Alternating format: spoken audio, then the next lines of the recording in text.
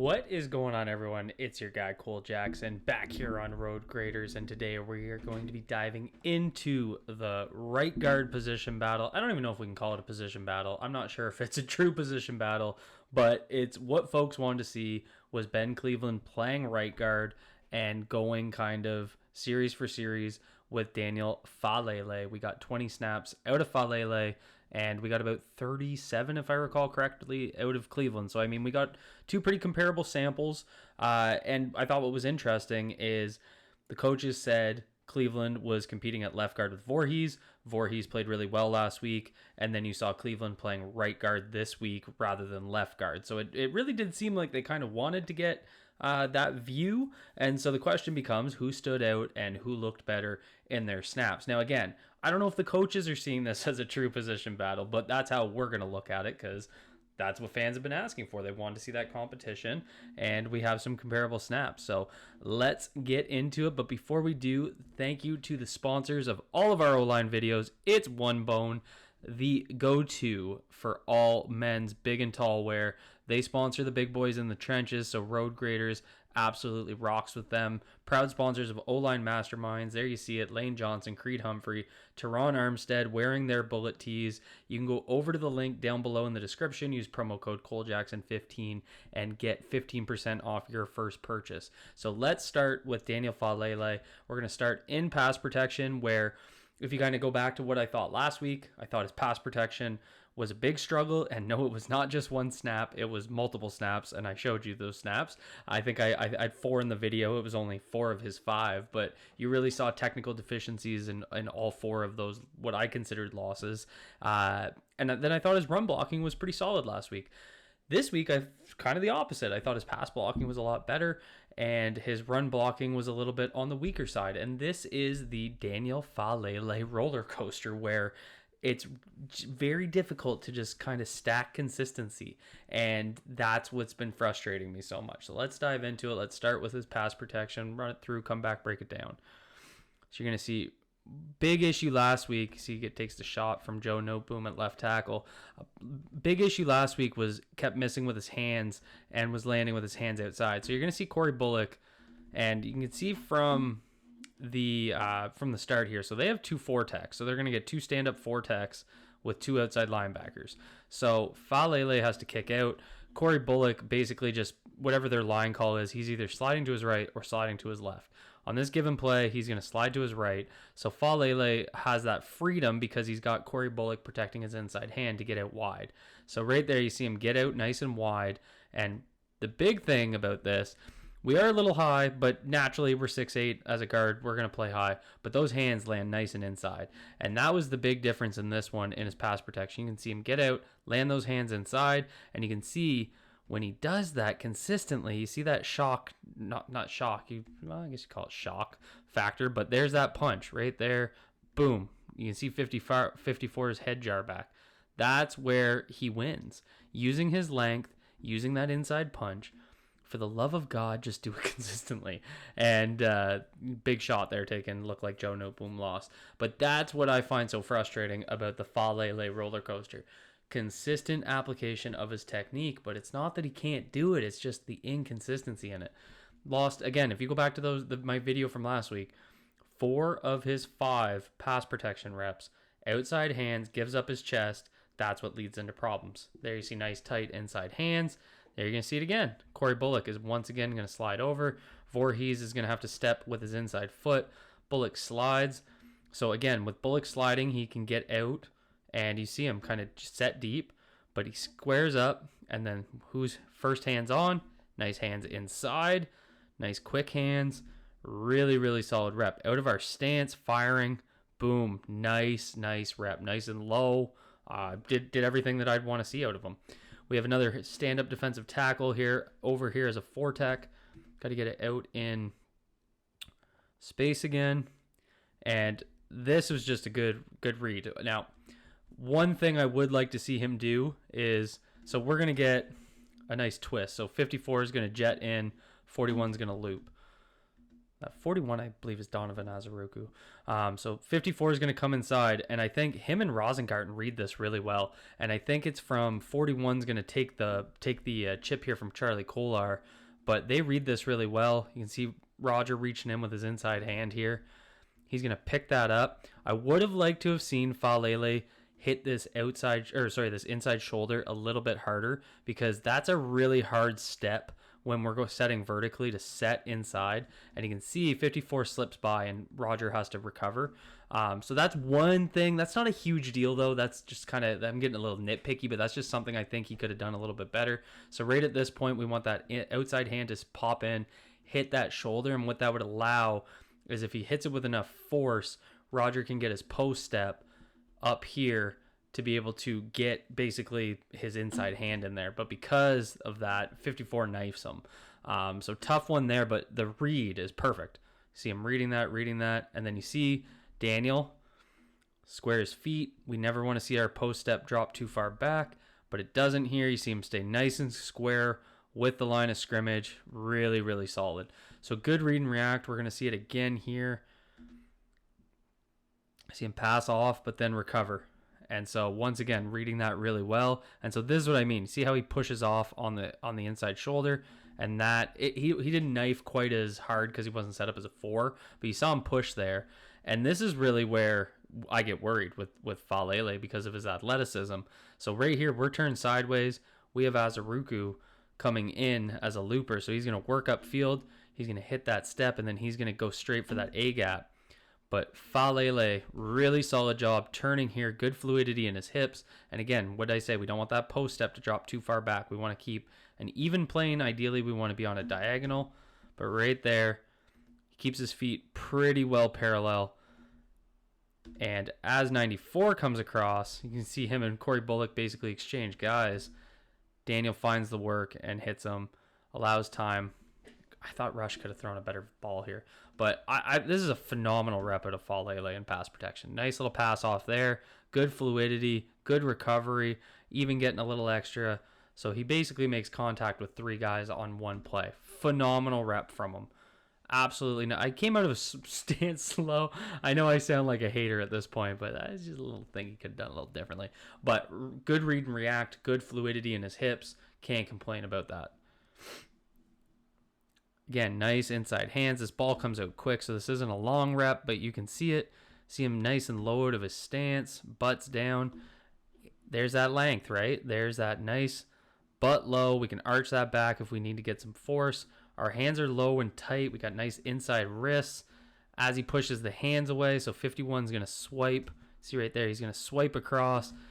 Falele has to refit, and you can see right there that outside right hand is getting right back into that chest plate on the refit. So he's going to contact, swipe his hands, and then refit his hands.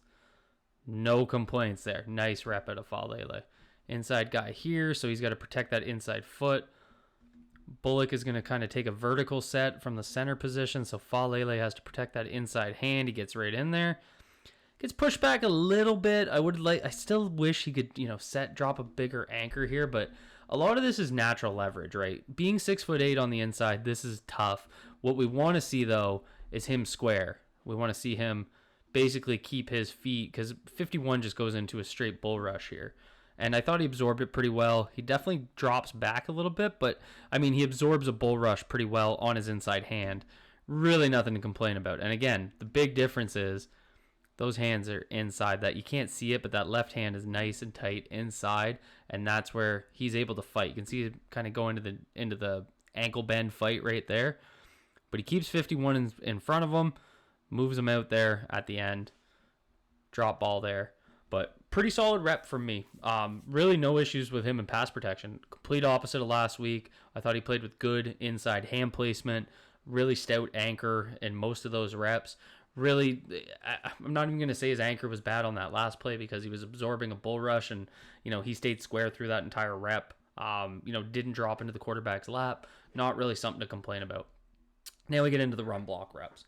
And we're going to start with what was probably his worst. I'm not trying to do this on purpose. It's just where I want to start, because it does get a little bit better. But here we're going to go outside zone to the right. So we're going to run a weak zone. And so you can see from the pre-snap alignment. So Rosengarten obviously has a scoop step out to the end of the line. Faalele has a 2-eye technique in front of him. So he's kind of lined up just inside. You can see that foot is lined up with his crotch. So he's got to take that inside hand, get it on that shoulder. Corey Bullock has to scoop into him. So he's going to take that deep scoop step. Faalele wants to pass, and then we got to get into that second level because right now we don't have a great numbers game. When we're running zone, we want to create that numbers game. We have 3 guys on the weak side. We're running to the weak side. They have 3 if you cut it down the middle, but 57 can obviously make this play. So we need to get this ball outside. As the snap goes, they're going to run what is basically a scrape and fill. And I think both Rosengarten and Falele don't handle this well. So they're going to scrape and fill. And I always tell, this is train track blocking. You're taking that scoop step and you're staying on your train tracks. So if 54 is going to knife inside, if we're on our train tracks, Falele is picking him up. If Rosengarten gets out here, 54 cuts inside, I'm staying on my train tracks, 18 is going to fill, he then becomes my train track guy. So that's what should happen. Falele, Rosengarten, Bullock staying on their train tracks. Instead, you get Rosengarten and Falele both chasing. And so I'm being very clear about this. Rosengarten has a bad rep here too. What I'd like to see from Falele, hand on that inside, like we've talked about, pass that off, and then start to look on your train. So pre-snap, the read would be, I'm going to pass this 2-eye off to Corey, and then I'm going to get into 18. Now, post-snap, obviously, they're going to scrape and fill. So there comes 54. 18 is going to come fill. So what that means is that if I'm staying on my train tracks, 54 becomes my man because he's scraped inside, and 18 is going to fill, which goes into Roger's train track. Instead, both of them chase, nobody blocks anybody, and we lose yardage. So that's just something that the whole right side of the line needs to do, but what Daniel could have done better is we don't need a double hand pass here. You can see Corey on that scoop step with his athleticism, and especially if it's going to be Tyler Linderbaum in there, he can scoop that 2-eye. Like, I truly believe that. You want to give him help, you want to get that inside hand, but the second he puts that outside hand in as well, he's turning his shoulder, he's turning this outside shoulder inwards, and that limits his vision to the outside, so he doesn't see this. And so as he turns, because again, I told you what he's seeing pre-snap, Roger and him lock on to who they should be blocking, 54 and 18. Except it should be flipped. So that's just something that the whole right side of the line needs to do better. Hopefully we see that better executed in the future. Here we're going to get another scoop block here. So Daniel's going to reach. Roger's got to pass off. Combo blocking 101. Thought Daniel did a really nice job of turning his guy in. So solid block here. He's going to kind of take off Roger gives him a lot of help here to knock him inside, but really good turn here. I have no problem with this block. We want to create this hole. 57's going unblocked because just the way the numbers game worked. It doesn't work well when they have a 0 tech here because ideally you want to get Bullock off the 0 with Voorhees overtaking on the scoop and then Bullock getting into into the second level. But just with the way it worked here, Daniel turns his guy inside. Corey can't get in there, so they're going to end up with Voorhees and Bullock blocking 2, and 57 is just going to fill that gap. So it just didn't work well based on the pre-snap alignment with that 0 tech, but it wasn't really anything Daniel could have done there. I thought he did his job. I had no issue with him kind of turning inwards there. Again, it's just kind of the way Mazzy Smith was lined up. Another block here where we're going to have another scoop step and zone. You're really seeing the Todd Monken flavor where we want to get into this zone blocking. So again, we got that 3 tech here, more of a 4-eye actually, because he's kind of he's got that foot right lined up with the crotch of Roger Rosengarten. So we got to reach that 4 tech, get out there in space a little bit, turn inwards. Thought that was a really solid block. So two back-to-back really solid blocks. Wasn't all bad by any means. Really like those 2 blocks there from him. A lot more athletic than what we've seen in the past. Thought that was rock solid. Now, a block where we're kind of going back to the other side. They're going to run this it's almost a duo concept. I think they'd probably call this ISO lead. Basically, and I thought the whole O-line really struggled with their combo blocks when it was an inside run. So Bullock and Faalele got to work this one tech here, and so he needs to overtake that that inside shoulder. So he wants to come over, Bullock bang down, and then get into the second level. And this is where I found some of the struggles kind of came from. So we want to reach across. So, and some of this is on Bullock as well, because Bullock needs to pass this off. But Faalele's quickness, he needs to get to that inside leverage position with his helmet. And you can see right there, there's a little bit of that athletic limitation. He ends up washing him, and I thought Dernis Johnson did a nice job of kind of, reading that wash to get some yardage. So it wasn't necessarily a bad run by any means, but it's just that idea of we need that athletic scoop step when we're trying to because we want to be able to just launch Bullock into the second level, and then everybody kind of leaves that backside empty because we're trying to run to the left side. So just didn't really work out overly well there. Going to get into another outside zone concept here. And again, we want to pass this off to Corey Bullock. And Faalele just can't he's just slow getting off the ball there. He kind of loses leverage there at the end. So just something I'd like to see him a little bit better. Bullock's got to scoop this. So once again, we're struggling with our combo blocks getting off this. I want to see him upfield a little bit quicker. Get to that outside shoulder. Contact there so Bullock can take over so we can get into the second level. Because you can see right here, no second level blocker means that 18 kind of steps in to the fullback. 57 is going to fill that gap right there. And then the backside blocker is going to come in. So nice little second effort there. So shouldn't have said, overall pretty solid day for Daniel Faalele. From last week, much improved. Some of the athletic limitations still pop to me, but not necessarily detrimental. If that's the type of play you're going to get from him, you're probably going to feel pretty good about what you're getting. It's just about that roller coaster ride that you take with Daniel Faalele. What are you going to get week to week? Are you going to get that level play, or are you going to get last week? So if he can just consistently apply that technique, especially when he gets against first team competition, that's where we're going to get cooking. Then we get into Ben Cleveland. We're going to obviously start with the play that everybody was talking about on Twitter. He's going to get put on his butt right away right here. So this is just, it's very similar to last week. What's the commonality between last week with Faalele and him? Look how wide those hands are. Hands are wide, chest is open. You're just going to get hit. Hit like a sled. It's honestly almost, granted, he didn't trip over the center, but it's almost the exact same reason that they got knocked back. It's because they land with their hands wide, they give up their chest, and they just don't have the anchor to make up for that. So what I like seeing was that block obviously overtook social media, just like it did with Faalele. So very comparable situations kind of happened early in their reps, and then from there on, it didn't really seem to matter what they did. The view was bad, but I thought Cleveland did a much better job than Daniel did last week in terms of recovering. But still some issues in his game as well. But much better in pass protection. I thought he did a really good job after that happened of getting out with his hands early. So you're going to see right here, he's going to basically quick set 99. He's still circling with his hands there. He kind of gives up his chest, but he gets in low. Little bit better. Kind of gets run through a little bit.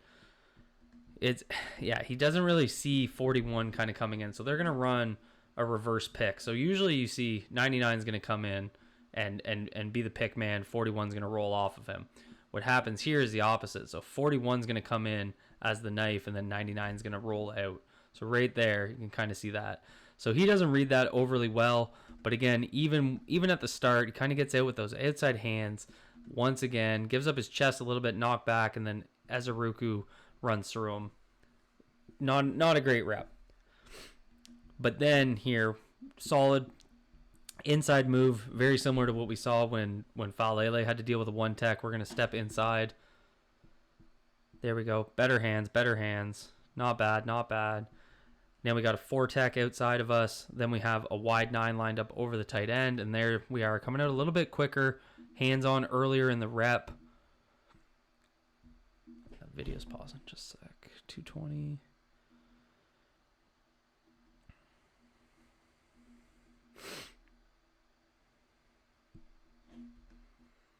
Hands on a little bit earlier, pushing him out.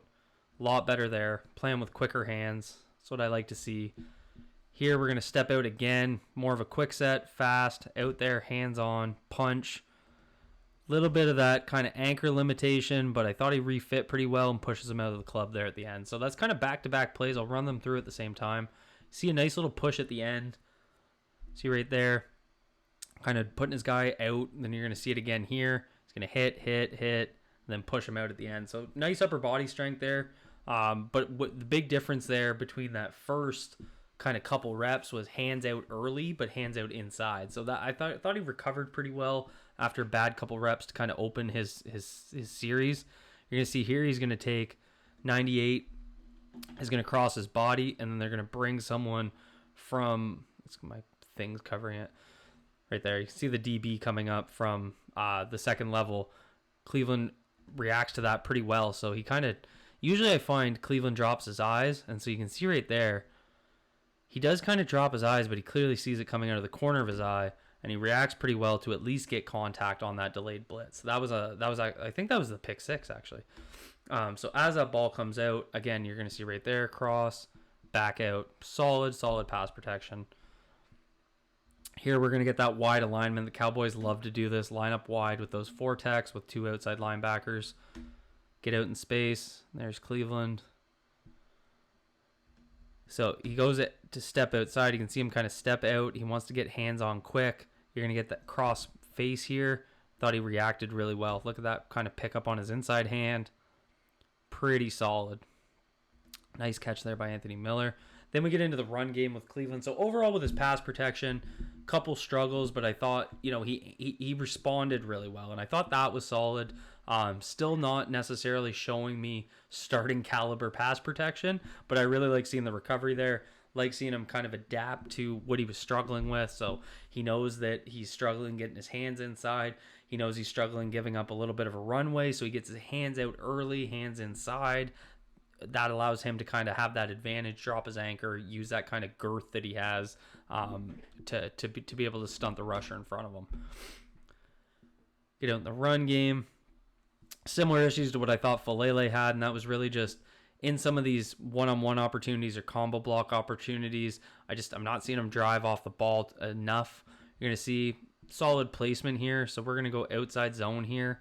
So those scoop steps, he's got a 3-tech. He's got to cross that body. So you're going to see him do a good job there, turn in.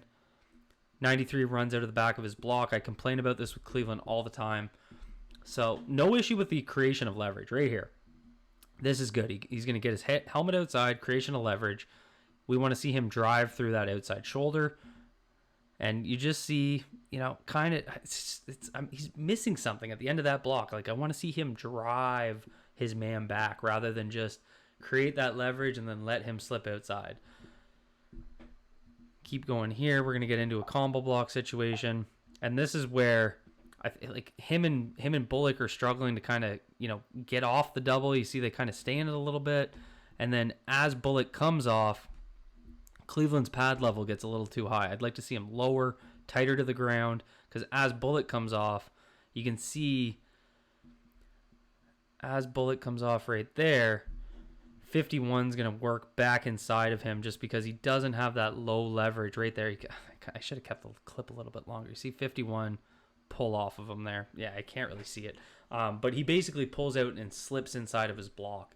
And so that's just, he's playing high and he's kind of shoulder checking rather than getting low and scooping those blocks.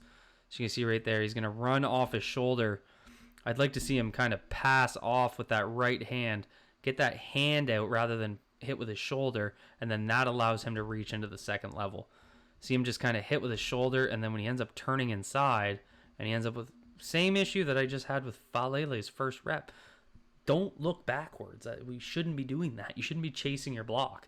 But if he uses that hand like I've been talking about, where he passes off with that inside hand, allow the scoop to come over, then he can kind of use his body to line up 18, but he's using his shoulder, which means he turns naturally right there. So then nobody blocks 18. Consistent, just kind of technical, lack of detail pieces with Ben Cleveland's run blocking that just really frustrate me from the technique perspective. And you're going to see it again here. So he's going to have, Another combo block that he's going to work with the center. So they're working that ace block. He's the outside man. They're running to the right. Bullock needs to scoop. He needs to get that hand inside, that inside hand, up here in the armpit. Stunt him. Let Bullock overtake so that you can open your body into the second level. Instead, they kind of run it with their shoulders. I mean, a bunch of chaos gets created here from other players, but just zeroing in on Cleveland is just kind of the same issue over and over again. Because what happens is the edge player here is going to cross Vincent's face. So as he crosses right here, Cleveland isn't prepared for another guy coming in. So right there, he kind of comes in. Cleveland's now up. That guy kind of came in low, and it just kind of, Ben Cleveland's standing up at this point and just isn't able to drive anybody. So I think part of his leverage creation issues is because he's kind of shoulder checking on these combo blocks rather than driving. And then you're going to see here, I don't think this gets in. Yeah, no, this is the Keith Kirkwood touchdown after this play. This is 3rd and 1, I believe. So he's got to get out. They're going to go zone again. He's going to have to scoop this 4-tech from the over top of the right tackle. And you're going to see this is a nice athletic block right here. Look at him get out there and then turn him in. Thought this was really solid. I think Ali should have just ran this a little bit tighter, tried to take it more outside and kind of got piled up on. But I thought Cleveland did a really good job there. I'd like to see him take his guy obviously a little bit more downfield. But in terms of, getting out and turning his guy in, I thought that was pretty solid. He kind of keeps his helmet leverage to the outside the whole time. So I thought that was a solid rep to kind of end on. So overall, I mean, you guys can kind of see what I'm talking about. I just feel overall no one's really running away with this from a film perspective. I was very hard on Daniel Faalele last week. I'm definitely, I thought he had a solid game. His run blocking still is leaving a little bit to be desired, but overall not bad. I just, for a guy his size, I'd like to see a little bit more drive in some of his drive blocks. And I still think there's athletic limitations that are going to catch up to him, but overall pretty solid. But really what stood out to me was the pass protection, taking a huge step. Now with Ben Cleveland, you saw obviously the rep that kind of stood out, same way Faalele stood out last week. And I thought Cleveland recovered a lot better. Now, obviously, he had more snaps to do that. He ended up in the 2-minute drill at the end of the second quarter. So I think he ended up with 8 pass snaps in a row. So he got he got a lot more of a sample to be able to recover, but I thought he did that quite well. So if you're looking at the kind of overall sample, it just kind of comes down to, I find Cleveland's playing with a little bit more consistency, especially in his pass protection, than you're getting from Faalele, just because I just never know what I'm going to get from him. If Faalele can play like he did in this game, week to week to week, I think you're fine. I generally think you're fine. I'd like to see better, but that type of average guard play isn't going to be enough to kill you. But it's just the inconsistency that just drives me crazy. So drop a comment down below. Let me know who you think won this, who stood out more to you. Where do your concerns still lie? I want to hear from you guys. Hit that like button if you enjoyed this breakdown. Hit subscribe if you're new here. And as always, be good to yourselves, be good to each other. Peace out, everyone.